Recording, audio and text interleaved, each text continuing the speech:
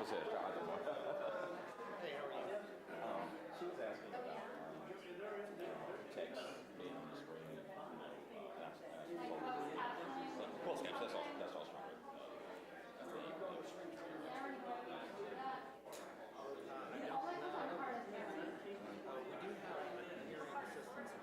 you want to wear something.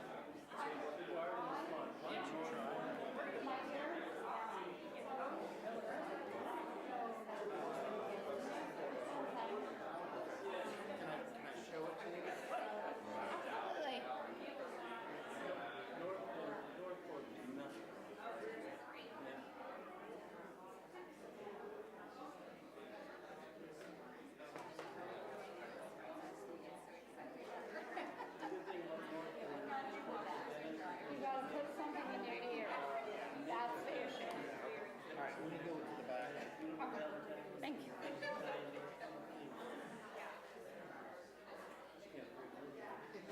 All right, everybody, if you could find a seat, we're going to get started in here in just a minute. Thank you.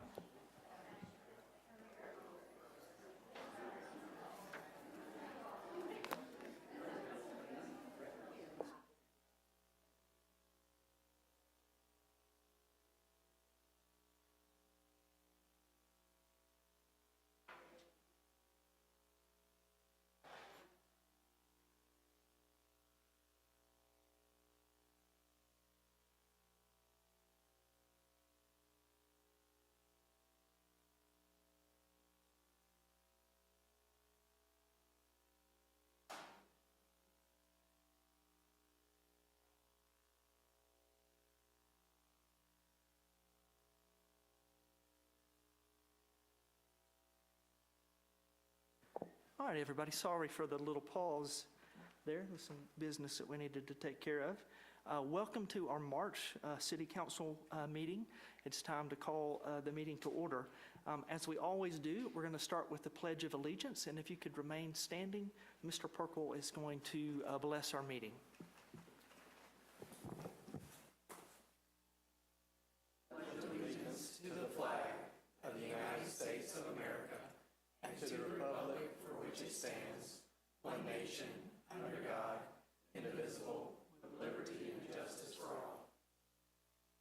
Would you pray with me? Lord, thank you for this opportunity to be here tonight for this time of year, season of renewal and rebirth. We ask your blessings upon us as we come here to do the business for the citizens of Sugar Hill. We ask your blessings on us as a council that we'll make wise decisions. We thank you for the citizens that could be here tonight, and we ask your blessings on those who could not be.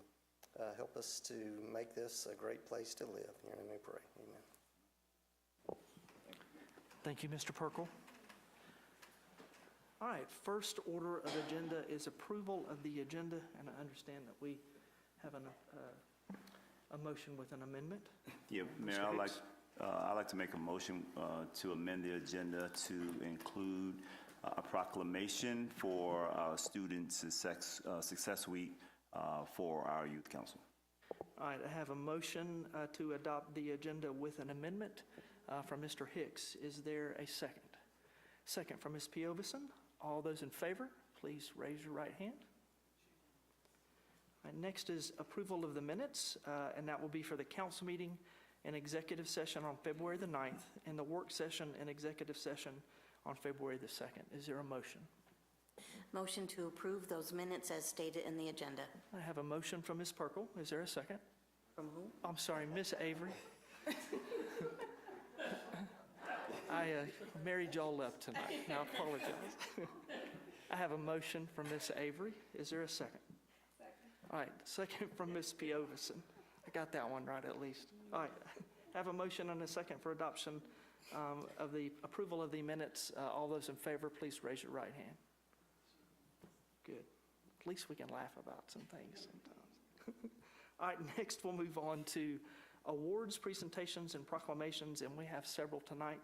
I'm going to recognize Ms. Piovison to talk about a proclamation for a very special person. Thank you, Mayor. Tonight I'm going to read something that I wrote on behalf of Rosemary Walsh, and then I'm going to read word for word the proclamation, and then I would like to invite previous council member Taylor Anderson to receive the proclamation on behalf of Rosemary's family. It's truly an honor to recognize someone who truly loves this community. This past December, Rosemary celebrated an incredible milestone, 87 years young. And if you know Rosemary, you know that young is absolutely the right word. Her energy, passion, and voice continue to shape our community in ways that inspire all of us. Rosemary has been an active and devoted member of Sugar Hill for many years. She loves this community deeply, and especially anything that has to do with our youth. She believes in investing in the next generation, speaking up for them, encouraging them, and making sure their future is bright. When there has been an issue that needed attention or improvement, Rosemary has never hesitated to advocate boldly and passionately. She's always been deeply involved in addressing matters and pushing for better because she cares. Now, let's be honest, Rosemary has a spicy personality. But everything she says and does comes from a place of love and conviction. She stands up because she cares. She speaks up because she believes. And she shows up because she loves this community. And if you ever need to know where to find the best tamales or tacos in town, Rosemary's your expert. She not only loves good food, she loves sharing it with others. Rosemary's a true friend of this community. Her voice, her spirit, her hugs, and her heart have left a lasting impact on Sugar Hill. Tonight, I am proposing that we recognize her not just for her years, but for the life and love she has poured into our community. The proclamation reads, whereas the city of Sugar Hill has been strengthened and enriched by the dedicated service of countless residents who give their time, talent, and wisdom to support the growth and well-being of our community.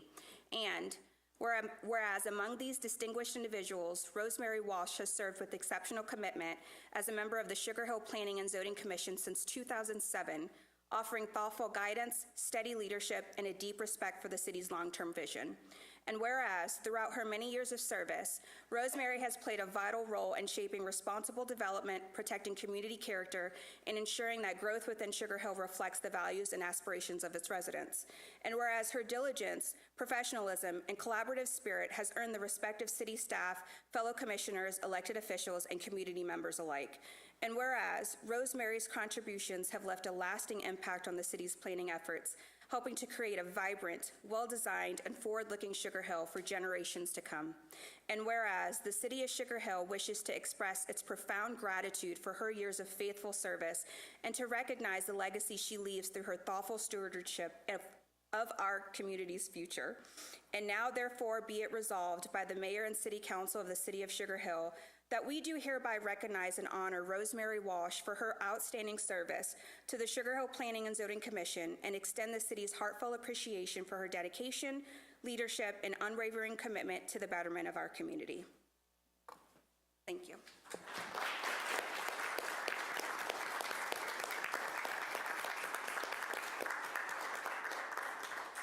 Thank you, Ms. Piovison. And Rosie was not able to be here tonight. She is now in an assisted living facility in Forsyth County, but we wanted to take an opportunity to recognize her, and we're going to try to find a way to get this recording to her. And so I wanted to say some words as well and give others the opportunity to say some good things about Rosie. I think Ms. Piovison said it well. I one time made the mistake of calling Rosie opinionated, and she acted offended by it, but with other people she bragged about it, and so I actually think that she saw that as a badge of honor. Rosie is an amazing woman.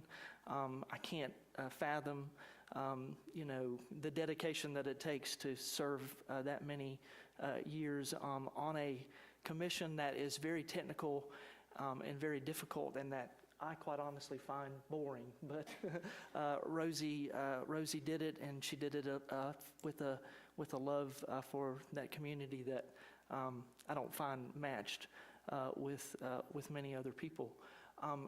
Rosie has, unfortunately, over the last couple years or so, had some major health challenges, and the community has rallied around her the last couple years to help.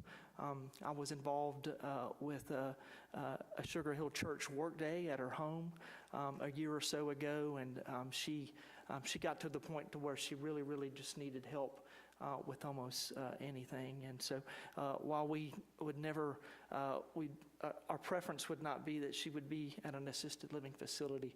It's probably the best place for her, and I think that she would acknowledge that. And so I just wanted to say to Rosie that I love you, and I'm thankful for you and your friendship that we've had for over a decade, and you are opinionated in a good way, and please don't be offended by that. Is there anybody else? Yes, Mr. Perkle. Thank you, Mayor. I'd just like to say I've known Rosemary for over 20 years during her service on the planning board. But in addition to that, we shared a love of the outdoors, and we would exchange plants and things for the yard. And I've done, work in her yard, and I just hope that where she is now, they've got a great garden she can enjoy. Thank you, Mr. Perkle. Anybody else got something they'd like to say about Rosie? Mr. Hicks. Thanks, Mayor.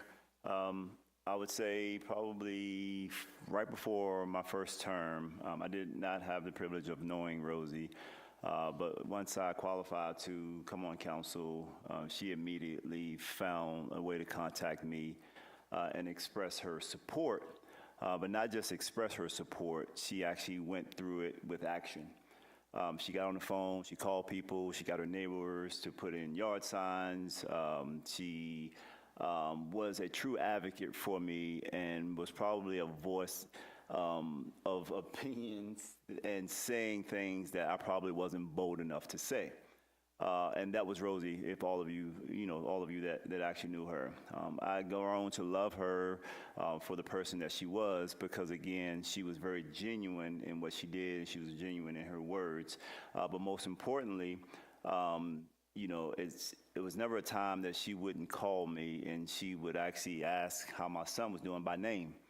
But one thing that she would always get on me about is that she would be like, Alvin, I had you, I asked you to call me, but she would ask me to call her on Facebook. So she would send me a Facebook message and say, hey, Alvin, give me a call. And I would never see it. But again, we would crack up and have a lot of jokes and laughs with that. But Ms. Rosie is an amazing person. She loved her community, and her community loved her. And that's the reason why Sugar Hill is a great place that it is because, as the mayor mentioned, the church and the community members and all of that rally around her when she was in need. But she is very deserving of this proclamation. So Sam, thank you for doing this, and definitely thank you guys for loving on her. Love you, Ms. Rosie. All right, thank you, Mr. Hicks. Anybody else want to say anything? Yes, Mr. Hartley had a unique relationship. Thank you, Mayor. I don't normally speak much in these meetings, as you all are aware, but I started coming to Sugar Hill in 2004, and Rosie started coming and got involved in the city not long thereafter. And so Rosie and I have had a relationship since then. And part of the relationship that Rosemary and I had is when my husband and I would travel, we don't send postcards to a lot of people, but on every trip I would always send Rosie a postcard because she always wanted to know where we were going and what was going on. And she would always let me know when she got them and looked forward to those. And so it's been a special time knowing Rosie and being at the Planning Commission with her over the last 20 plus years. So she's definitely a special person.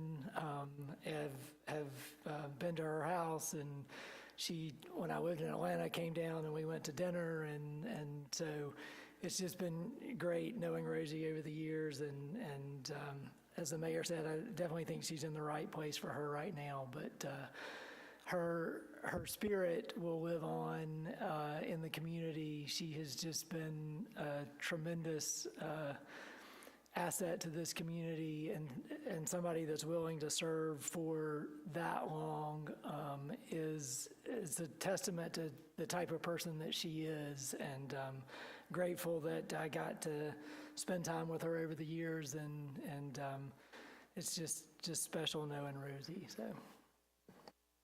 Thank you, Mr. Hartley. Anybody else? Miss Avery? I just wanted to say that I definitely agree with everyone. This is a very well-deserved recognition for Rosemary. Over the many years that I've lived here and gone to Planning Commission meetings and listened to her, she had good comments and some of the tough questions too. And I always appreciated that because I know how important it is to do your homework and do your research on the Planning Commission. And she certainly did. Thank you. Thank you, Miss Avery. Anybody else? Mr. Anderson, please come forward. Anybody in the audience is welcome to come forward as well. I want to say first, thank you to Mayor and Council for taking the time to recognize Rosie. And especially Councilmember Piovison. She's a really, really special lady, very involved. To the mayor's point about her being opinionated, she would push me all the time. She and I would have a lot of conversations, and she would always say, and I would talk to her about it, and I said, well, I don't know if that's the right thing. And she's like, well, you know what? If it's the right thing, just say it. And she was always pushing for not only for what she believed in, but pushing you to say what you believe in. And I think that was really good that she was always that well-spoken and really pushing us to be better people. And so I will take this proclamation to her. I will deliver this to her. My wife Liz and I will hand deliver this to Rosie. So hopefully this week we'll get in there and see her. I will share your comments with her. Hopefully we will be able to get this recording to her. I'm sure she still has her iPad, so she can probably watch it once it's posted, but I'll certainly let her know and share the kind comments that you all have said. And she is certainly a special lady, and she is 87 years young, and I would refer to her as the elder stateswoman of Sugar Hill. She would be very upset with me for calling her that because she is so young at heart, and I know that it really is something that she misses serving on the Planning Commission tremendously. She wanted to fight for what she believed in and what she thought was in the best interest always of the citizens. It was never about her. She is a Texan at heart, but a Sugar Hillian by any other measure. And so we do love her. We do appreciate her in so many ways for her service, but also for her passion for our city. So thank you again. I'll be sure to get this to her. Thank you. Thank you, Mr. Anderson. Thank you for delivering it, and I'm sure that we'll go visit her often as well. Anybody else? All right. Appreciate everybody's comments, and thank you for taking a moment to honor Rosie for her service. All right, we have a couple more. We have several more proclamations, and the next one is my responsibility, and that is for a National Day of Prayer in Sugar Hill. Many of you are probably familiar with this congressionally recognized Day of Prayer. Always happens on a certain Thursday in May. This year it'll be May the 7th. We have a lot of great churches in our community, Sugar Hill Church, Gwinnett Church, Church on the Hill, Buford Church of Christ, Gwinnett Church, and many, many other smaller churches that are very, very active in serving in our community. And I had several pastors approach me this year with a desire to do a National Day of Prayer ceremony here in the community. We're working out the details on that, the location, but want to encourage y'all just to keep your eyes and ears open for an announcement about that on May the 7th, and would hope if you have an interest in that, that you would come. Part of the process is doing a proclamation, and we have one here before us that I'm going to read very quickly. Whereas the city of Sugar Hill is a community built on shared values of faith, service, compassion, and neighborly care, and whereas throughout our nation's history, people of many backgrounds and beliefs have turned to prayer for guidance, strength, hope, and unity, and whereas the National Day of Prayer, established by Congress and observed annually on the first Thursday of May, invites Americans to pause and reflect on the blessings we enjoy and the responsibilities we share. And whereas the city of Sugar Hill recognizes the importance of fostering a spirit of unity and goodwill among all residents, encouraging moments of reflection that strengthen the bonds of community. And whereas prayer, whether expressed publicly or privately, individually or collectively, remains a meaningful tradition for many in Sugar Hill, offering comfort in times of difficulty and gratitude in times of joy. And whereas on this day, we honor the diverse expressions of faith with our city and affirm our commitment to mutual respect, understanding, and a common good. And now therefore be it resolved by the Mayor and City Council of the City of Sugar Hill that we do hereby proclaim Thursday, May the 7th, 2026 as the National Day of Prayer in Sugar Hill, and encourage all residents to join in thoughtful reflection, prayer, or meditation in a manner consistent with their own beliefs. And I want to just point that out. This is not non-denominational, this is cross-denominational. And so it encourages people of different faith backgrounds to come together and to pray or meditate in whatever manner they choose. And so I appreciate everybody listening to that, and thank you everybody for supporting it. Next, I'm going to come up front. We're going to talk about Plan First designation.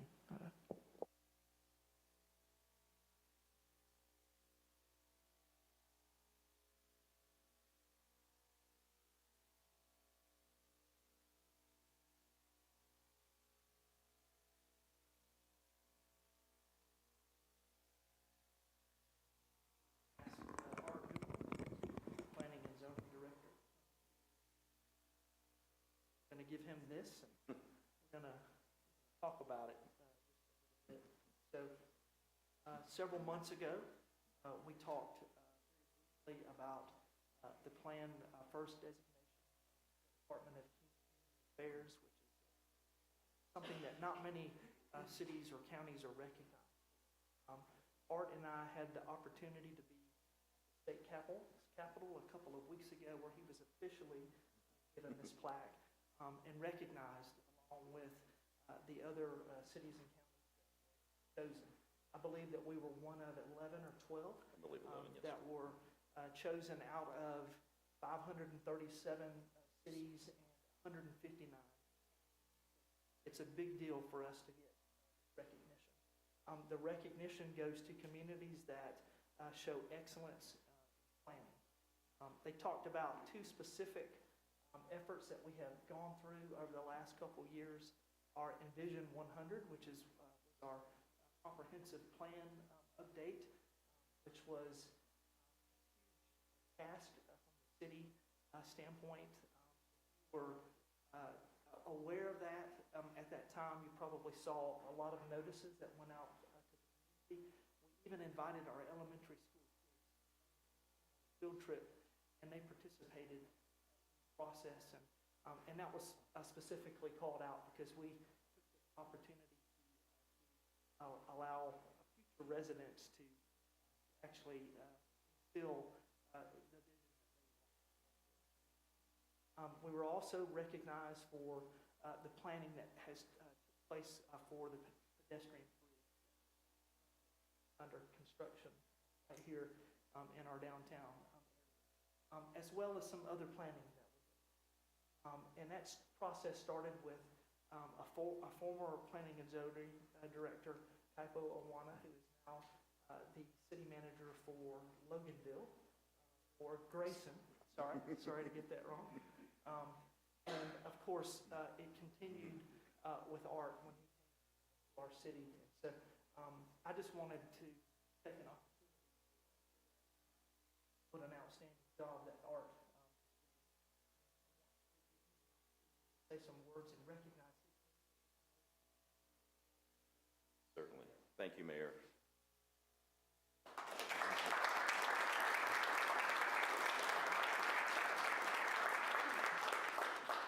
Well, good evening, everyone, and again, thank you, Mayor.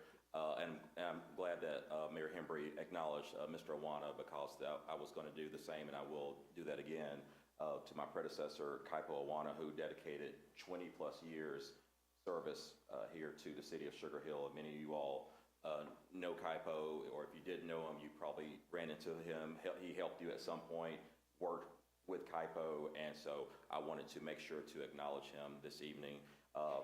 Part of our awesome team is here, and if it's okay, Mayor, Council, Yes, if I can please. let them come up and be recognized as well. Ms. Kim Landers.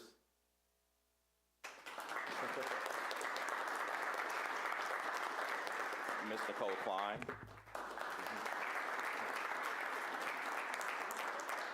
Mr. Logan Witter. And Ms. Jennifer Howard. And also giving reverence to Mr. Radford, Mr. Pasesh, and to the mayor and council for all their continued support.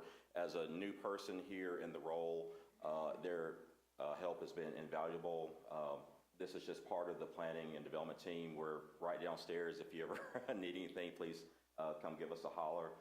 Just very briefly, we all work together, as a team. We deal with all the land development that happens here in Sugar Hill. So if there's ever a question, a concern, or anything, please feel free to reach out to us. We're more than happy to assist. So just very briefly on Plan First, we also reached out to many members of different departments here throughout the city. So thank you to all the departments for your help. We know we called and emailed and a lot. So we do appreciate that. The application is a very robust application. I think it's 26 pages, I think. So, and it's very thorough in the ask. And so the lift was a lot, and this was on top of the everyday duties that the team has. And I'll say that Nicole was our project lead, point person, heavily assisted by Logan, Kim, Jennifer, and many other members of our team and other departments as well. So this recognition is important for Sugar Hill, not only for the notoriety, but there are also opportunities for some cost savings measures that are available, should the city endeavor to be able to look into some things. So again, notoriety, but it also could be an opportunity for some cost savings to the community as well. So that's all I have. Thank you. Thank you.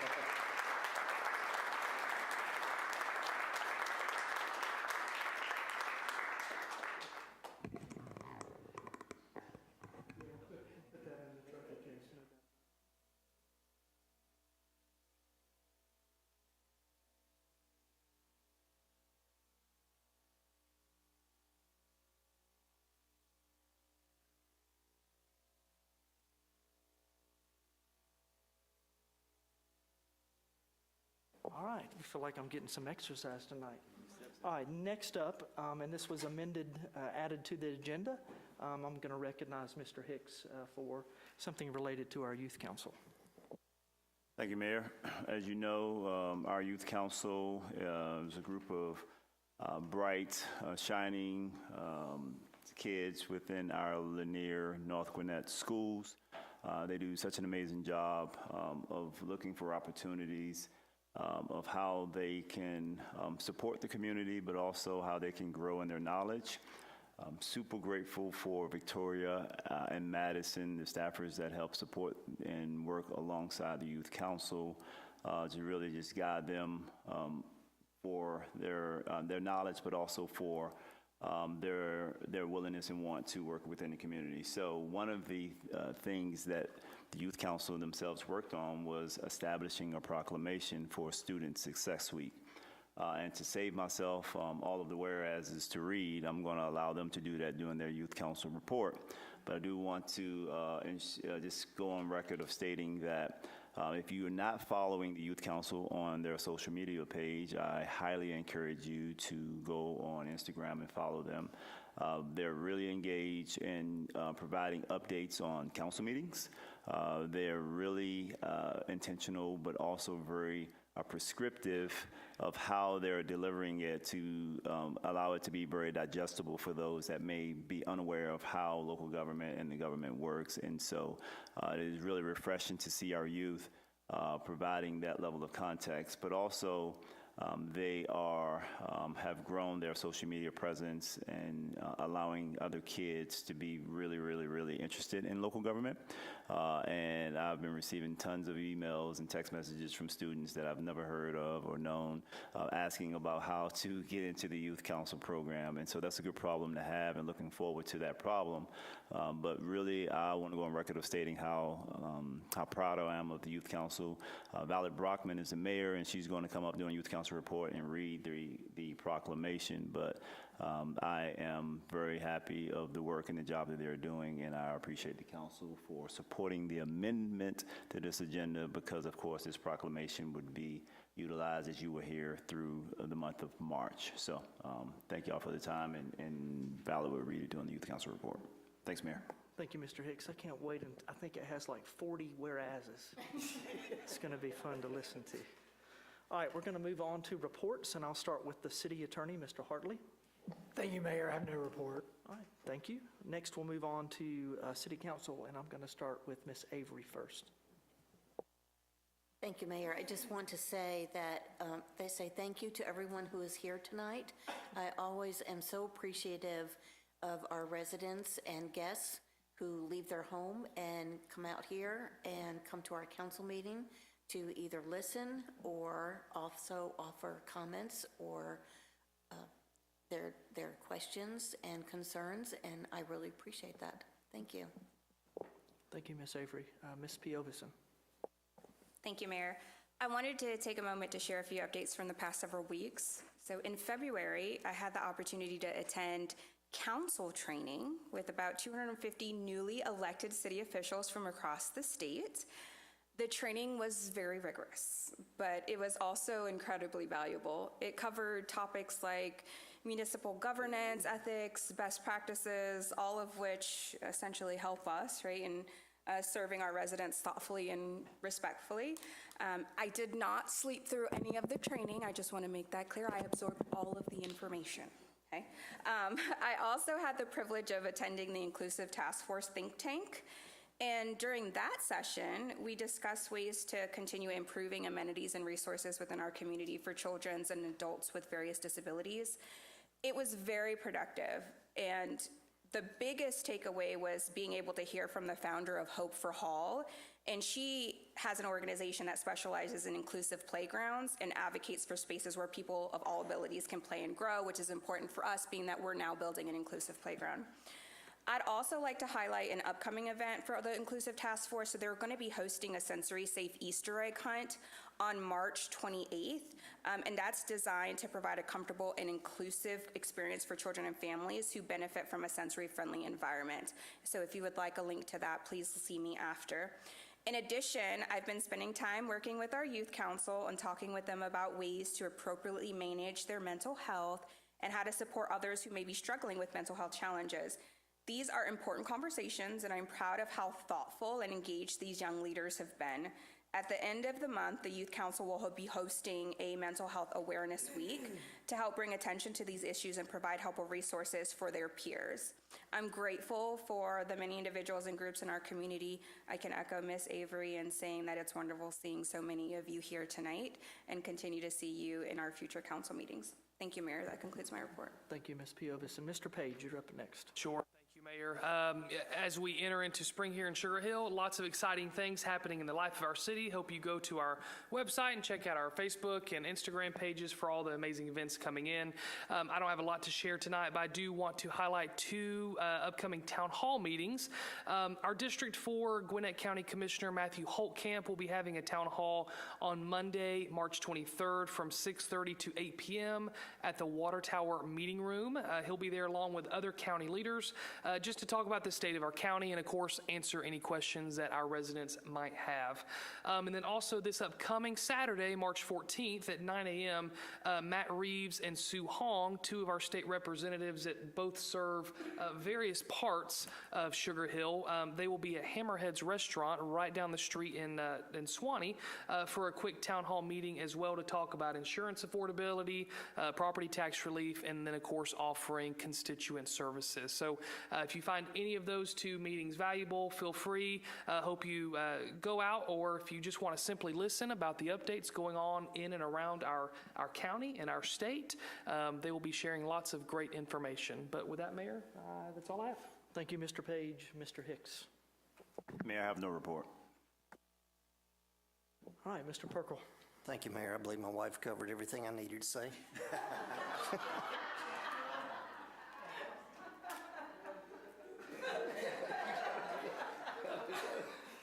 Mr. Perkle makes a great,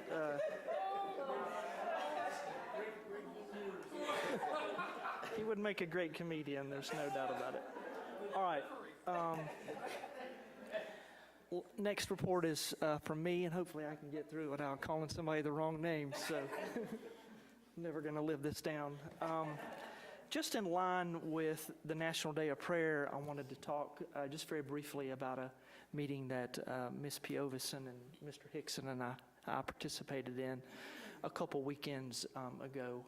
We hosted the Lanier Resource Summit, and the purpose of that was to bring together all of the 5 schools that are part of the Lanier cluster, all of our churches in Sugar Hill, and all of the nonprofits, to give the schools an opportunity to talk about the needs that they're seeing with children and families. And I was very, very thrilled. We had almost every church in our community come to that, Sugar Hill Church, Gwinnett Church, Church on the Hill, Church of Latter-day Saints, Beaufort Church of Christ. And I was aware of the needs, obviously, that we have in our community, but to hear it from our school counselors that are on the front lines, dealing with kids and parents and families each and every day, really opened my eyes. And the one thing that I was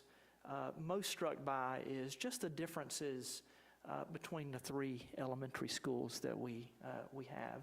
We have some real needs at Sycamore Elementary School in a lot of different areas. And so I want to thank the 2 council members for participating in that, and just to let everybody know that that's not the end of that. The churches and the nonprofits and the schools are now communicating with each other, and they're figuring out how the churches can collaborate together.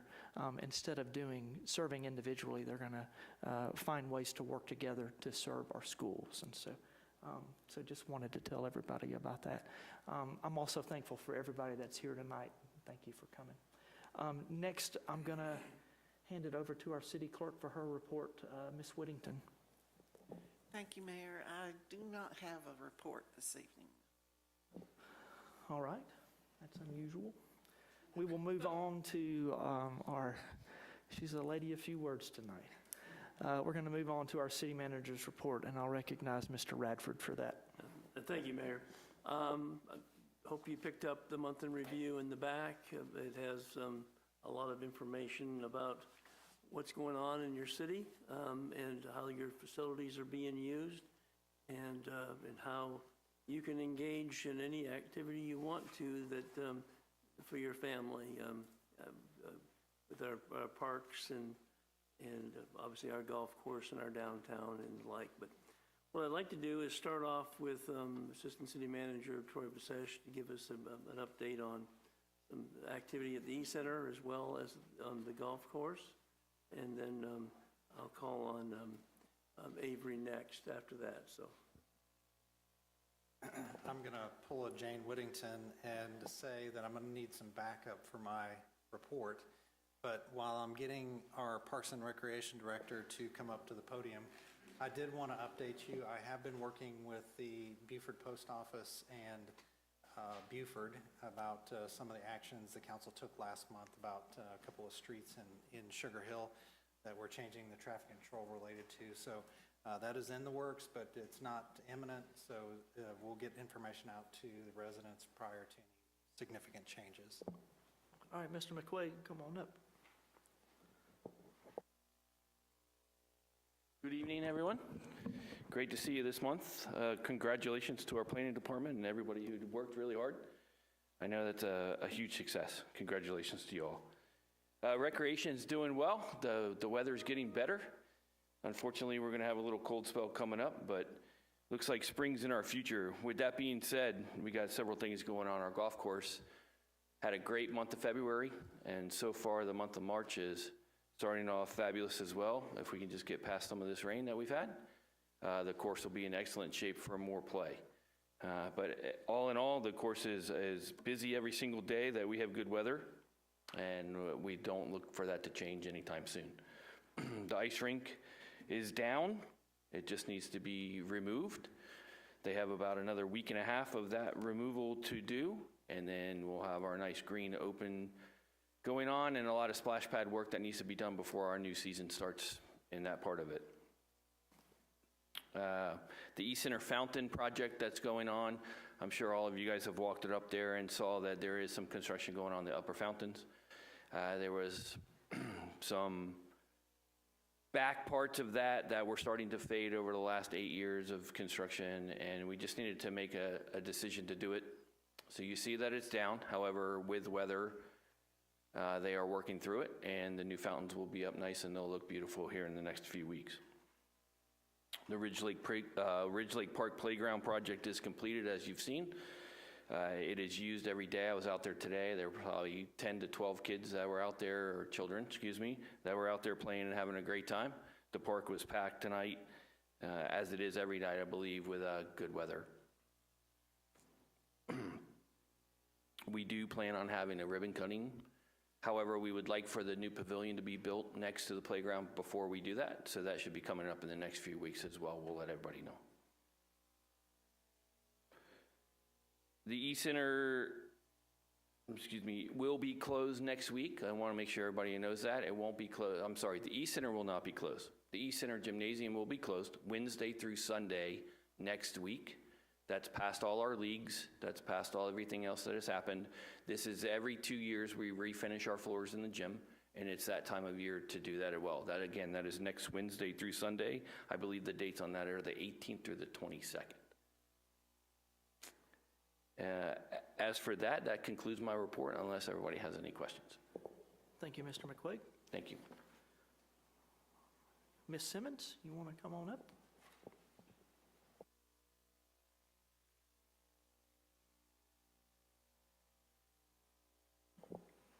Welcome. Hello.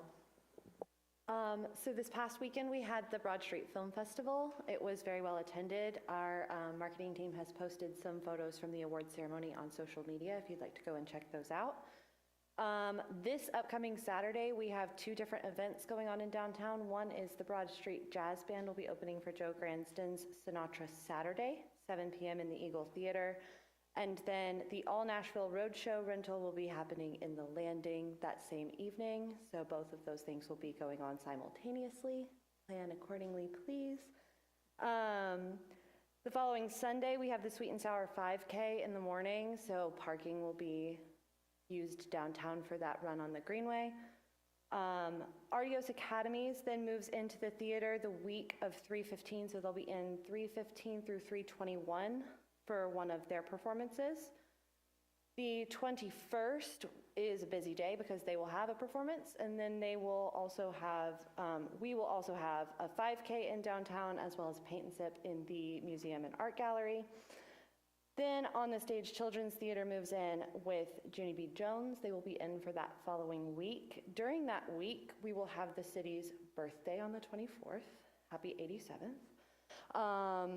We will have a gathering in the upper lobby of the Eagle Theater on the 24th. We are still working out the finer details, but that will be all announced on social media. At that time, we do anticipate announcing both the Eagle and Bowl concert lineups. So hopefully we will have all of that squared away for you guys. We're very excited about these upcoming seasons. So we are Lanier, and the Lanier Education Foundation Fun Run will be taking place on March 28th. And I will not steal their thunder, but the Youth Council will be having an event in the Eagle Theater on April 3rd. After that, the first full week of April is the Spring Break Bash. Any questions? Thank you, Ms. Simmons. Mr. Basesh, you ready? Would you like a report? It's up to you. Okay. I'm going to pass tonight. All right, thank you. But I did refer everyone to the construction update that is on our website. More information about that on a regular basis, and also in the manager's report. Okay, great. Mayor, I'm going to ask Cindy to come up to give us an update on an issue that several of y'all have asked about, which is our property tax collection process and where we stand on that. So, Cindy, the floor is yours. Good evening, Mayor and Council. Yes, we've been asked where we are and how are things going as far as property tax collections. As you all know, we billed for our 5th year in September of last year. Those bills were due November, and we've been doing the collection letters since that time. Last summer, we started talking with Appalachian Mountain Services, which we've brought to you multiple times. A contract was signed, and they are about to begin the collection process more so than just simple letters. We send letters multiple times a year after due dates to let people know to go ahead and get paid, but we have not filed FIFAs at this point. We have, the first 2-3 years were mass confusion with people trying to figure out the difference between city and county taxes, and was this a new tax, and there was a lot of learning curve there. So at the end of March, we will we do interest again on the 25th. That's the date everybody gets charged interest for outstanding balances. We will send letters again on the 26th, and we will update Appalachian Mountain Services on the 26th.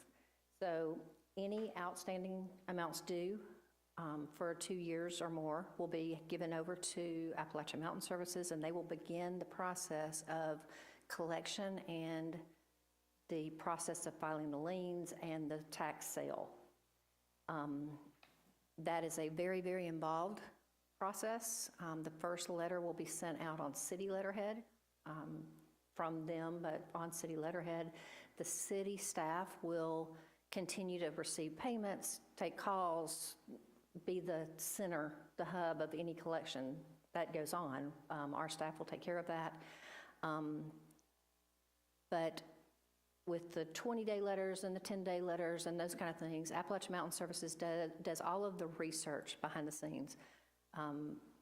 Bankruptcies, outstanding other loans, other issues, title ownership, those kind of things. So they're doing all the research and issuing the letters. The owner, excuse me, not the residents, but the owners absorb the cost of any collection. So as the process goes along, additional fees are charged, and we charge those to that parcel. If they owe for multiple years, there will be FIFAs filed for each year. So a parcel owner could have multiple charges on their parcel for each FIFA, okay? Bottom line, we are looking at a tax sale in September, early September, for properties approved for tax sale. Just to give you an idea of where we stand, we currently have, I say currently, this was as of last week, have about $640,000 outstanding for property tax, penalties, stormwater, everything. That is for the past 5 years. For the same period, 5 years, we billed $32,131,254. So our collection rate is very, very good. We've got an outstanding of just under 2%. So it's time to notch it up a little bit and push our residents a little bit harder that need to be pay their taxes. So I've got more details if you'd like them, but I just wanted to let you know where we stand right now. Thank you, Ms. Pugh. Thank you. Mr. Radford? And just to wrap it up, as our finance director pointed out, that a tax sale is a last resort. The effort is to collect all those that are up past due, but to do so without having to go to a tax sale. When Andy was up here, You didn't mention the change in time to daylight savings time, which now means the golf course will be open on Mondays, and we expect that to continue to help with the number of rounds that will be played out there. And he talked about the gym floor that is going to be addressed. We do it every 2 years, but we have over 25,000 members of the E-Center. So it's a well-used facility, and we need to keep it in making it look brand new and spanking good. So, and I'm also pleased with, as we continue to grow responsibly, we continue to add meters to our gas system, the lowest gas system priced in the state. We now have 12,753 meters. And I also want to, on behalf of Jacqueline and our downtown group, congratulate Indio on their grand reopening and their expansion and the addition of a kitchen, which I have not been there to try the food, but the mayor says it's delicious.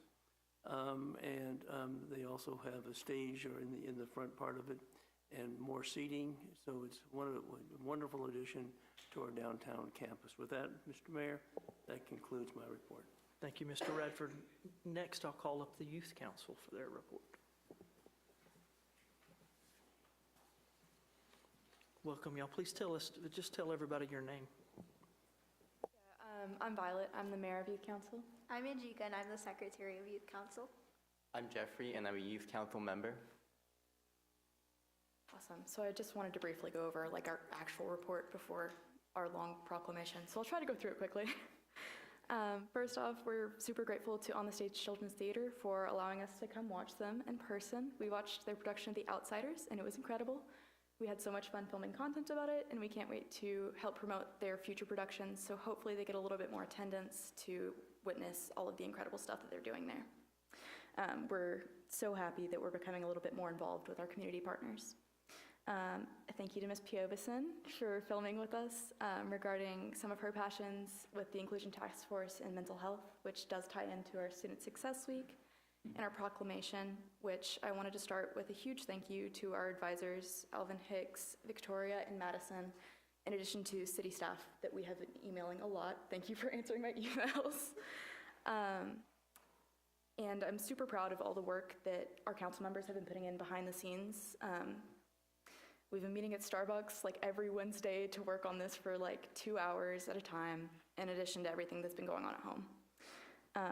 This was actually initially Anjika's idea, our secretary, so I would love for her to give us the context and kind of explain it for us. Okay, so a problem that we've kind of been noticing in our schools and in the youth among us is chronic absenteeism has been going up, and we've just overall been seeing a lack of motivation to, come to school, do well. So we were thinking, well, we need to solve this problem of needing the motivation to keep going and to keep becoming successful. And so we want to host a week to recognize student success in not just academics, but in various areas. So we have Monday, which recognizes academics. So we have a study social at the Bowl. And then we have Tuesday, which recognizes mental health and its importance. And so we'll be handing out goodie bags, mental health related, at the E-Center. Wednesday, we're going to have a community cleanup around downtown, and that shows the change makers and the advocates in our community. And then Thursday, we're going to highlight our student entrepreneurs, because believe it or not, we actually have a lot in Sugar Hill, and we're going to spotlight them on social media. Friday, we're going to highlight fine arts by having a talent show at the Eagle Theater. Sugar Hill's Got Talent. I heard Mayor Hembree's going to be there. And then Saturday, we have Athletes Day, which recognizes all the athletes in our community. So yeah, the proclamation reads, whereas the City of Sugar Hill Mayor, City Council, and Youth Council recognize the importance of celebrating and supporting students and wish to acknowledge their various achievements, from academics to fine arts, to empower the youth and encourage them to engage in opportunities designed to display their talents and initiatives. And whereas the City of Sugar Hill Mayor, City Council, and Youth Council further recognize that motivating and empowering students increases student perseverance, enhances creativity and critical thinking, cultivates resilience, and encourages students to set goals. And whereas the City of Sugar Hill Mayor, City Council, and Youth Council recognize that the youth of Sugar Hill are the future leaders, innovators, and problem solvers that will bring life to the city as well as ensure its success in the future.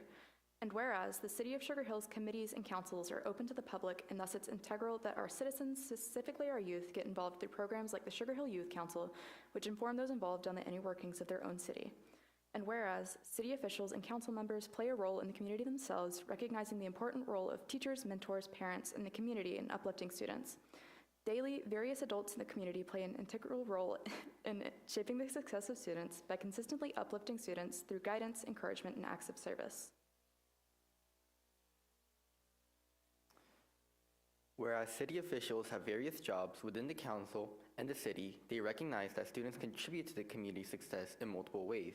They drive various activities, including entrepreneurship, community service, fine arts, academics, and athletics, all of which consume considerable amounts of time outside of their regular schoolwork. And whereas empowering the youth of Sugar Hill and ensuring their voices are represented is crucial to building a more inclusive, supportive, and future-focused community. And whereas, in order to publicly declare its commitment to empowering the youth and to express its concern for the well-being of all of its residents, the City of Sugar Hill Mayor and City Council has determined to adopt this resolution. Now therefore be it resolved as follows. Section 1. The City of Sugar Hill Mayor, City Council, and Sugar Hill Youth Council proclaim the last week of March as Student Success Week. Section 2. Monday would be designated to celebrate students' excellence in academics, honoring their commitment to their learning and education, as well as promoting academic achievement. Section 3. Tuesday would be designated for student mental health, recognizing that mental health also plays a huge role in the success that students achieve. Section 4. Wednesday would be designated to empower students to take ownership of the community through active participation in citywide initiatives that build teamwork, civic engagement, pride, awareness, and public service hours. Events for this day will emulate initiatives like park cleanups, Sugar Hill downtown beautification, and recycling and sustainability events. Section 5. Thursday would be designated to recognize student advocates and business owners, acknowledging those who are entrepreneurs and those who advocate for important causes. Section 6. Friday would be designated to celebrate the fine arts and showcase the creative, musical, and artistic achievements of the Sugar Hill students. Section 7.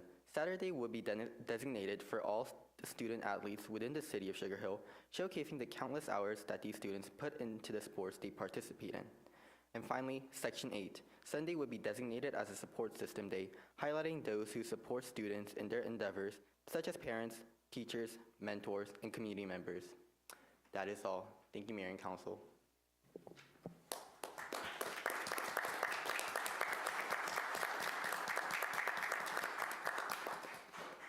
Thank y'all. And they're right, for the Got Talent event, I'm actually going to be a guest soloist.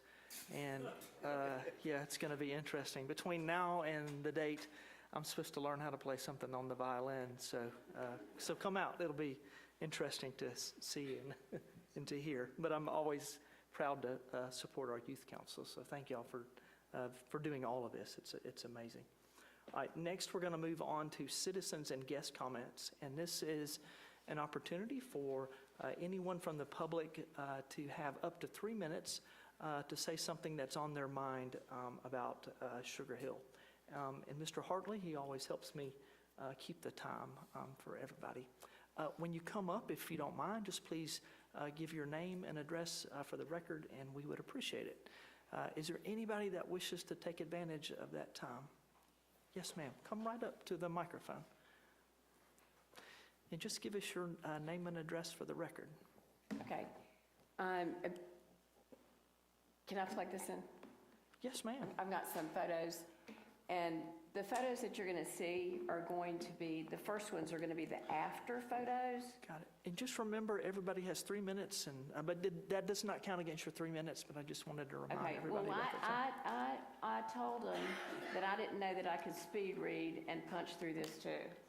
I think Jennifer might be able to help you. Here comes Jonathan. Oh, okay. Okay, while he's doing that, I'll get this. Good evening, Mayor and council members. My name is Danita Crockett, and I live in Lanier Park Townhome Community next to 1180 Buford Highway. Can y'all hear me okay? Okay. During the first weekend of December, a natural wooded buffer that protected our neighborhood for decades was intentionally clear-cut after the new property owners had been clearly instructed by the city not to touch the required 50-foot buffer between their property and our homes. According to the city officials, the owners were told multiple times by Logan in planning and development that they could not encroach on the buffer. Despite those instructions, the entire barrier was removed. I'll just punch here.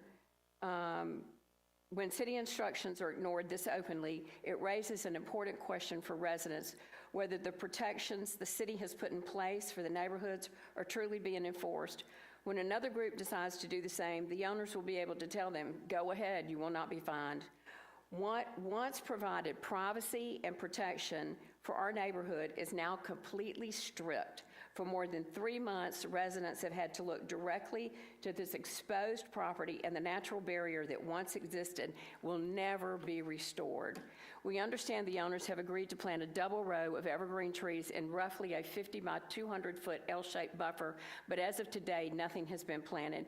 For this restoration to work, two things are essential: an irrigation system so the trees survive, because if you don't have an irrigation system, the trees are not going to survive.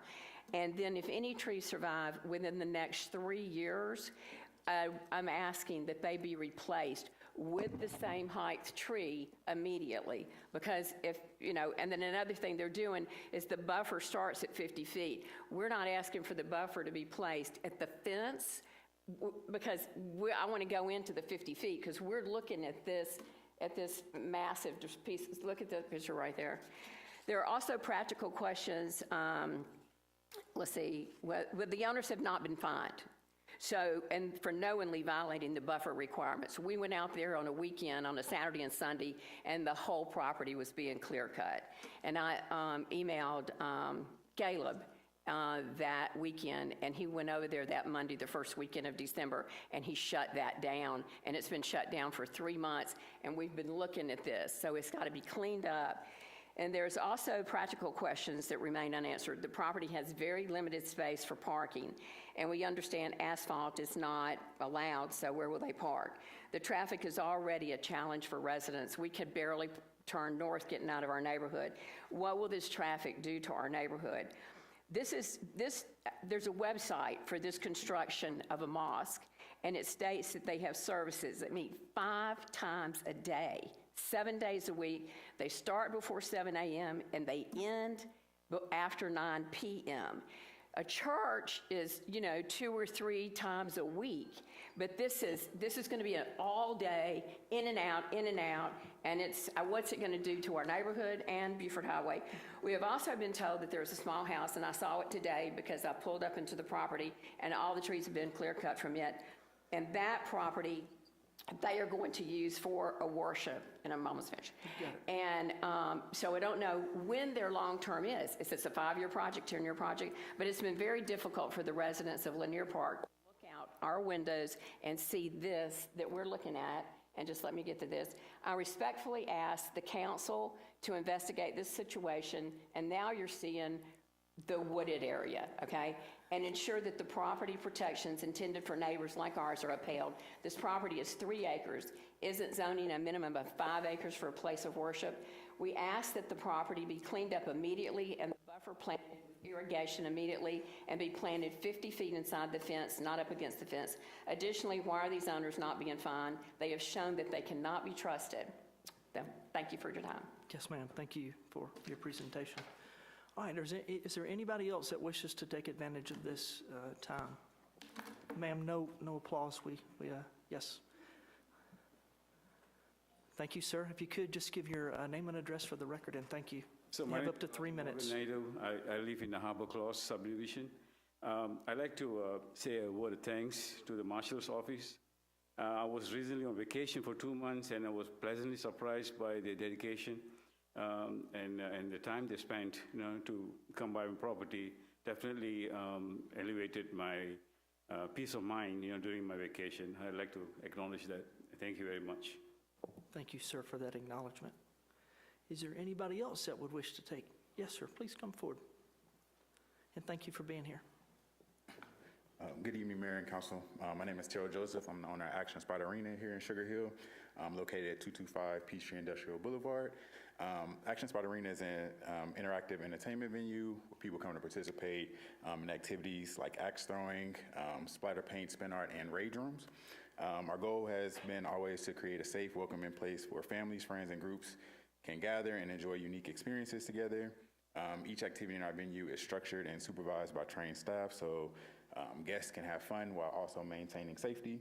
I'm here tonight to respectfully ask that the council consider reviewing the city's alcohol ordinance so that activity-based entertainment venues like ours may offer limited beer and wine service as a small hospitality component of the experience.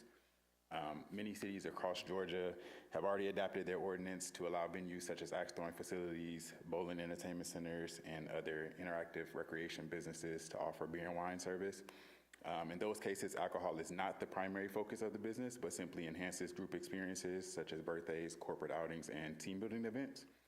I also want to highlight that the state of Georgia has already approved us under its alcohol licensing framework, and in addition, our sister location, Axe Master in Brazelton, currently operates with a beer and wine consumption license issued by the town of Brazelton.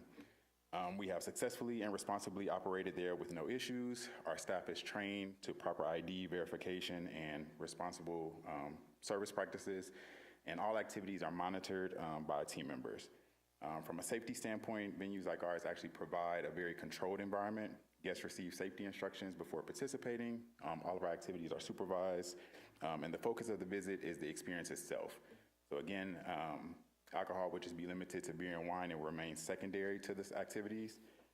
So our hope is to simply work together with the city to explore whether the ordinance could be reviewed to account for modern activity-based entertainment venues like ours. We're proud to operate in Sugar Hill, and we want to continue investing in a place where families, friends, and businesses can gather and create memorable experiences together. Thank you guys for your time and consideration. Thank you for bringing that request forward to us. Is there anybody else that would like to take advantage of this time? I don't see anybody, so we will close citizens and guest comments. We have no consent agenda, but we do have some old business, and I'll recognize Mr. Page to talk about a golf cart ordinance. Sure. Thank you, Mayor. We discussed at the work session some refinements to what our city attorney has been working on, and also what our assistant city manager and our city marshals have been trying to figure out in regards to some golf cart pathways with GDOTs and what is approved currently, and if we have any of those. So I think we've got all of our questions answered, but I believe it is in the best interest of the council at this time to, once you call a motion, I'd kind of like for us to table this in an effort to talk about some 40 code things going on in the future. That was brought up last year, and I don't want to pass an ordinance that would essentially blindfold our marshals in a way of having no way to enforce this. So we need a way to enforce ordinances that we pass and that we deem appropriate. I think this is a great ordinance for our city, but I do think that is a greater conversation for the role of our marshals and what that is. And I know we had talked about 40 code last year. We never brought it back up, so I think that's, if that is the will of the council, then I'm fine with tabling this indefinitely until someone wants to bring that before the council. Okay, appreciate that. I think tabling is probably a good idea, so I'll go ahead and recognize you for that motion if you'd like to make it. Sure. Thank you, Mayor. I would like to propose that we table the golf cart ordinance to a time that is indefinite. All right, I have a motion from Mr. Page to table this ordinance. Is there a second? Second. Second from Mr. Hicks. Any discussion before I call the vote? All right, all those in favor of tabling, please raise your right hand. Okay. Thank you, Mr. Page. Next, we'll move on to new business, and I'll recognize the Planning Department team to take up item number 2 under new business, dealing with mobile food vendors.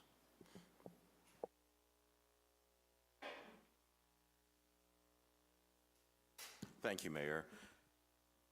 This is a request for a municipal code ordinance amendment number 26003 regarding food trucks and mobile vendors. Just briefly, from last week's work session, the purpose of bringing this to council is to provide clearer guidance for staff and operators. We have had some interest from food truck operators who are interested in operating here in Sugar Hill, and we wanted to have some clear direction on licensing, inspection language, and hours. And we've also collaborated with Mr. Hartley to help develop the language. Just briefly, some other cities that were reviewed that had similar food truck ordinances in our general vicinity, as you can see, Alpharetta, Suwanee, Roswell, Lawrenceville, and some of the considerations that staff had while developing the ordinance or the ordinance update. And just briefly, this establishes hours of operations, specifies maximum number of trucks, and then gives information and requirements for insurance and an annual fee. From the work session last week, Mayor and Council, there were a couple questions that Council had, and we tried to address those. So these are updates based from those comments and suggestions from last week's work session. One is that the operating hours would apply to properties within the central business district. There were, to our understanding, some food truck operators who have later hours, and so that is restricted to, operating hours only apply to those within the central business district, modified and to clarify the business license requirements, modified to clarify the health department requirements, wherever the home base of the operator is from that county health department, which is an arm of the State Department of Public Health. They will just provide a copy of that certification along with a copy of the business license, again, from whatever county or jurisdiction that they're based to us. We discussed fees. We are presenting a suggestion of $100, just a flat $100 annual fee, as opposed to a fee each operating day or what have you, and that city-sponsored events would be exempt from the regulations here in this ordinance. So I think we have covered everything. Mr. Hartley, Ms. Whittington have been of great help to us. With that, Mayor and Council, the staff does recommend approval. We'll be happy to answer any questions, and Ms. Howard is here as well for any questions that I may call on either her, Mr. Hartley, or Ms. Whittington. Thank you, Mr. Newell, and thank you, Ms. Whittington. I think you have answered all the questions, at least from my understanding, but I'll open it up to City Council to see if there are any questions. Ms. Piovison? Thank you, Mayor. I just want to make sure that as we're reading through the ordinance itself, that we are not limiting anyone from being able to actually conduct business within our city limits. I think that there's more room for opportunity to make sure that this ordinance is tight and clear and concise on what is required. And so I would actually like to make a motion tonight, Mayor, whenever you are ready. All right, let's make sure we give everybody the opportunity to ask questions that might have questions. Anybody else have questions or comment? All right, I'll recognize yes, Mr. Page, sorry. I guess before we get to the motion, can I ask Councilwoman Piovison what she might be proposing in a motion once we get to that point for discussion? Thank you, Mr. Page. Ms. Piovison, she took that training seriously. Ms. Piovison. I was paying attention. I think my motion would be to postpone the ordinance amendment to May, giving 2 months' worth of time to really review the verbiage. There are secondary documents that I think council still needs to take a look at, for example, form of application mentioned in section 18-241, that I would just want to make sure that everything is clear and concise on. If it's earlier, great. If not, I think May is more than enough time before we get to our prime event season. All right, thank you, Ms. Piovison. Any other questions or comments? Mr. Page? Correct me if I'm wrong, this does not pertain to our events in any way, shape, or form. The events are completely separate, goes through the Avery bucket, Avery team bucket. They do whatever they do, whatever has nothing to do. Is that, I'm getting head shake, so. That's correct, yes, sir. Okay. Correct, but these are the food trucks that will be in attendance at those events, correct? No, what? They're still going through you. There. Okay. All right, any other questions or comments? Yes, I would like to say, Mayor, thank Ms. you. Avery, yes, ma'am. I think this would be a good idea to table it, because there are some of the paragraphs that I just don't think are that clear, and I agree that before enacting an ordinance, we look very carefully at some of the wording, and I'm a little concerned about code enforcement. Food trucks operate mostly nights and weekends, and we don't have code enforcement working. And there is an item in here that talks about appropriate health officers, and I don't know who's considered an appropriate health officer, since we don't have one in the city. So I just think we need to look a little bit more carefully, have some more discussion about it, and before passing an ordinance, make sure that we're all on board with it and all clear with everything for the best ordinance for these operators of the food trucks. Thank you. Thank you, Ms. Avery. Mr. Page? Yeah, I think to Councilwoman Avery's point, and I think I made this point in the work session, what is the enforcement mechanism? Is it our marshals? Because our code enforcement, okay, if it is our marshals, can our marshals enforce this as of right now without a Title 40 in place? Okay. Okay. All right. All right, thank you for the question. All right, any other questions or comments? All right, I'll ask if there is a motion, and if there is a motion to table, I would just encourage everybody that has questions to reach out to staff, because we will not have other opportunities to ask questions about it or debate it until we take it off the table in the future. So is there a motion that someone would like to make? Mayor, I'm happy to make a motion to table this ordinance until time indefinite. Okay, I have a motion to table from Mr. Page. Is there a second? I second, Mayor. Second from Ms. Piovison. Any discussion before I call the vote? All right, all those in favor of tabling, please raise your right hand. Okay. Next, we'll move on to our Thank you, Mayor. last item under new business, and I'll recognize Mr. Radford for that. Thank you, Mayor. We, as we talked in the work session, we are a municipal gas system that is under the jurisdiction of the Public Service Commission, and there are two other municipal systems in Gwinnett County, City of Beaufort and City of Lawrenceville, and then there is another provider and distributor of gas, which is Atlanta Gas Light, through their marketers. And this is basically the adoption of an amended version of the Gwinnett County countywide safety plan for gas, basically to try to make sure there's not conflicts among distribution lines. And it follows the Public Service Commission rules, and this would ask you to authorize the mayor to sign the agreement on behalf of the city, and then it'll be jointly endorsed by the City of Lawrenceville, City of Beaufort, Atlanta Gas Light, and the Public Service Commission. And then it will be filed to the Public Service Commission, who will then adopt it and approve it, and then we'll have the updated countywide safety plan.